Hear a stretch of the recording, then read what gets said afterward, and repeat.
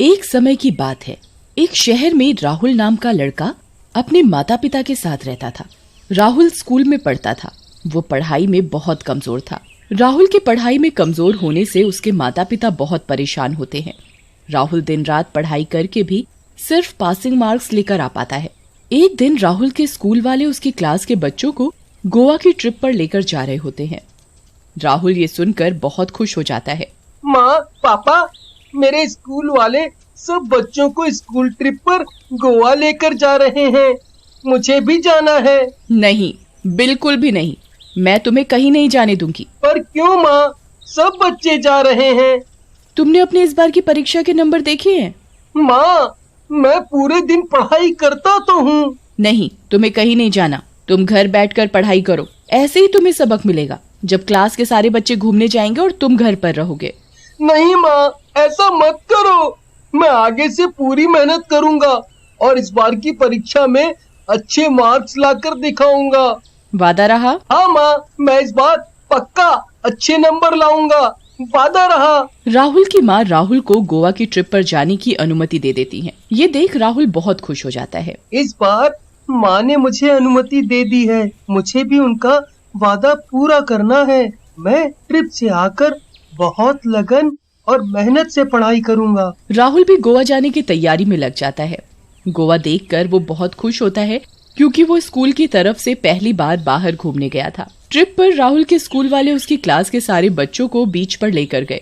बीच को देख सारे बच्चे बहुत खुश हो गए। अरे वाह, क्या नजारा है। हाँ राहुल, देखो इस समंदर को, ये कितना गहरा और बड़ा है। आओ चलो हम खेलते हैं। राहुल और माधव बीच पर मिट्टी का किला बनाते हैं और साथ ही बीच पर ठंडी ठंडी हवा और लहरों का आनंद लेते हैं।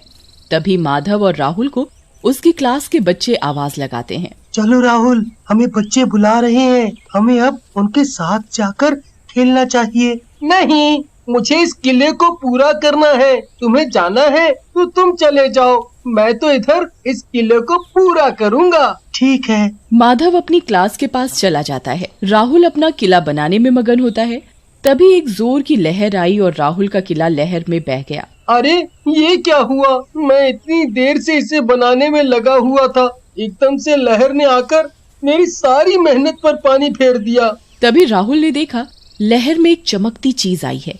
राहुल उस चमकती चीज के पास गया तो उधर एक बोतल चमक रही थी। उसने बोतल को उठाया और खोला तो उसमें से एक जिन्न निकला। ये देख राहुल बहुत डर गया। तुम कौन हो? मैं जिन हूँ। इस बोतल में कैसे आए तुम? मुझे किसी ने इसमें कैद कर दिया था, तभी से मैं इस बोतल में कैद हूँ। तुम क्या चाहते हो? मुझे तुम मुक्ति दिलवा दो।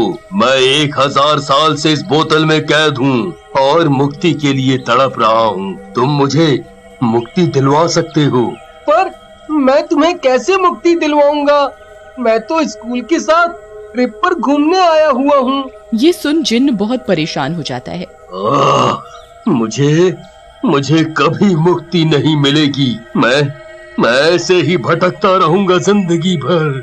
जिन्न को परेशान देख राहुल को उस पर दया आ जाती है। तुम बताओ, तुम्हें कैसे मिलेगी मुक्ति? मैं कोशिश करूँगा तुम्हें मुक्ति दिलवा दूं। ये सुन जिन्न बहुत खुश हो जाता है। देखो, इस बोतल में एक नक्शा है। इस नक्शे के बताए गए रास्ते पर जाना है। इसमें 2 पड़ाव दिए हुए हैं। तीसरा पड़ाव का रास्ता तुम्हें दूसरे पड़ाव को पार करके ही मिलेगा। मैं ऐसा क्यों करूं? इससे मुझे क्या मिलेगा? तुम हर एक पड़ाव को पार करोगे तो तुम कोई भी एक विश मांग सकते हो। मैं उसको पूरा कर दूंगा। ये सुन राहुल खुश हो जाता है।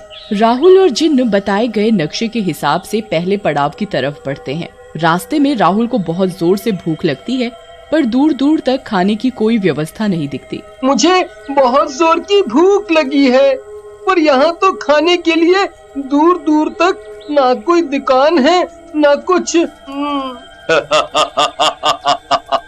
अरे राहुल, तुम्हें भूख लगी है? रुको, मैं खाने का इंतजाम कर देता हूँ। पर तुम कैसे करोगे? इधर तो दूर दूर तक खाने की कोई व्यवस्था नहीं है। अरे तुम चिंता ना करो और देखते जाओ। देखते ही देखते जिन्न राहुल के लिए एक शाही दावत का इंतजाम कर देता है। ये देख राहुल बहुत खुश होता है। वो पेट भरकर भोजन करता है। राहुल बहुत थका हुआ होता है। भोजन कर वो जिन्न से थोड़ी देर आराम करने के लिए बोलता है। मैं बहुत थक गया हूँ, आज बहुत चल लिया, थोड़ी देर आराम कर लेते हैं, फिर आगे रास्ते पर चलेंगे। ठीक है, तुम आराम कर लो, मैं यहाँ तुम्हारी रक्षा करूँगा। राहुल थोड़ी देर पेड़ के नीचे लेट जाता है और उसे नींद आ जाती है। अगली सुबह राहुल उठता है तो वो देखता है जिन्न पूरी रात उसकी देखभाल कर रहा होता है। चलो जिन्न, अब मैं बहुत सो लिया, अब मेरी थकान उतर गई है। जिन्न और राहुल दोनों आगे बढ़ते हैं। कुछ ही देर में वो नक्शे में दिए रास्ते के अनुसार अपने पहले पड़ाव पर पहुंच जाते हैं। राहुल और जिन्न का पहला पड़ाव एक जंगल की झोपड़ी होती है। नक्शे में लिखा होता है कि जंगल में जो झोपड़ी मिलेगी उसमें अंदर जाना है। झोपड़ी के अंदर एक संदूक मिलेगा, उस संदूक को खोलना है। उस संदूक के अंदर एक चाबी होगी, उस चाबी को लेकर अगले पड़ाव की ओर बढ़ना है। राहुल और जिन्न नक्शे के अनुसार झोपड़ी के अंदर घुसते हैं। वो दोनों सड़क ढूंढने लगते हैं। कुछ देर ढूंढने के बाद उन्हें संदूक दिखाई दे जाती है। देखो, ये रही संदूक। इसे जल्दी खोलो और इसमें रखी हुई चाबी को लेकर हम आगे बढ़ते हैं। राहुल संदूक को खोलता है और उसे चाबी मिल जाती है। मांग बच्चे, तुझे क्या चाहिए? आज मैं तेरी इच्छा पूरी करूँगा। राहुल थोड़ी देर सोचकर बोलता है। मुझे बहुत बुद्धिमान बना दो, मैं पढ़ाई में बहुत कमजोर हूँ, मैं बहुत पढ़ता भी हूँ, पर मेरे नंबर अच्छे नहीं आते। इस बार तो मैंने माँ से अच्छे नंबर लाने का वादा भी किया है। जिन्न उसकी इच्छा सुनकर बहुत हंसता है। अरे, सब तो सोना, चांदी, हीरा मांगते हैं, तुम बुद्धिमान होना चाहते हो?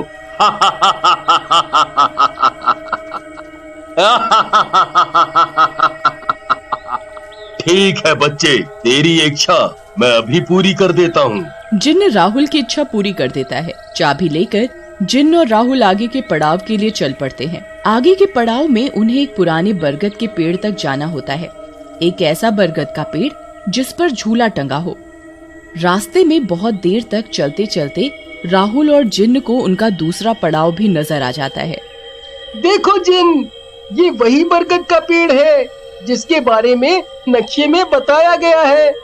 इसमें झूला भी टंगा हुआ है।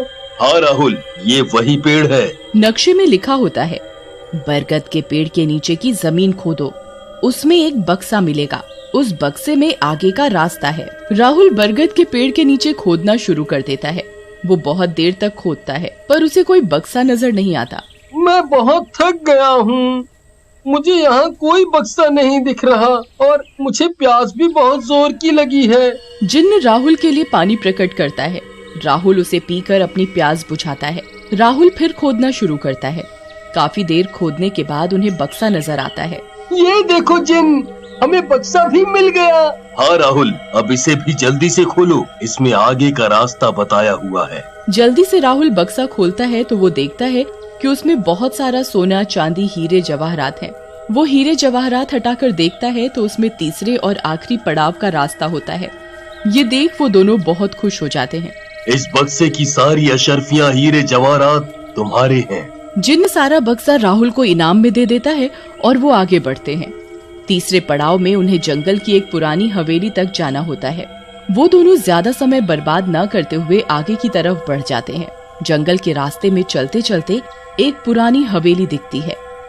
ये रहा हमारा आखिरी पड़ाव, अब तुम्हें मुक्ति मिल जाएगी। जिन्न बहुत खुश होता है। नक्शे में लिखा होता है कि जो पहले पड़ाव में झोपड़ी में चाबी मिली थी, उससे हवेली का ताला खुलेगा और जिन्न को मुक्ति मिल जाएगी। राहुल नक्शे के बताए अनुसार अपनी जेब से चाबी निकालता है और हवेली के पास जाता है। वो हवेली के पास जाकर हवेली के दरवाजे में लगे ताले को चाबी से खोलता है। ताला खोलने के साथ ही जिन्न के अंदर एक चमक सी आ जाती है। जिन्न समझ जाता है कि अब उसे मुक्ति मिल जाएगी। उसका आखिरी पड़ाव भी पूरा हो गया है। तुम्हारा बहुत बहुत धन्यवाद राहुल। क्या मांगेगा? मांग। अब मुझे मेरे घर अपने मम्मी पापा के पास जाना है, मुझे उधर भेज दो। जिन्न राहुल को गले लगाकर उसका धन्यवाद करता है और उसकी आखिरी इच्छा भी पूरी कर देता है। राहुल एक ही मिनट में खुद को अपने घर पाता है।